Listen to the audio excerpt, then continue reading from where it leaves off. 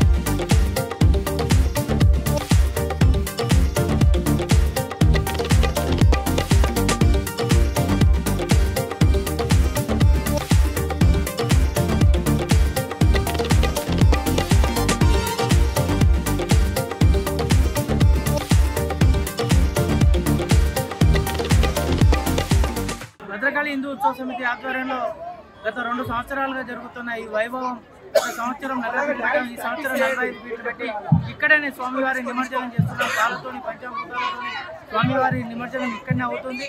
చూసేందుకు జనాలు తండోపతండోలుగా వస్తున్నారు.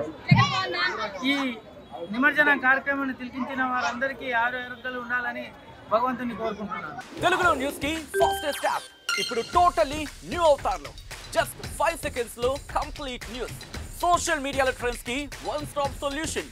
Live TV app voice search option తో ఇప్పుడే డౌన్లోడ్ చేయండి లేదా అప్డేట్ అయిపోండి. యాప్ లింక్ డిస్క్రిప్షన్ లో ఉంది.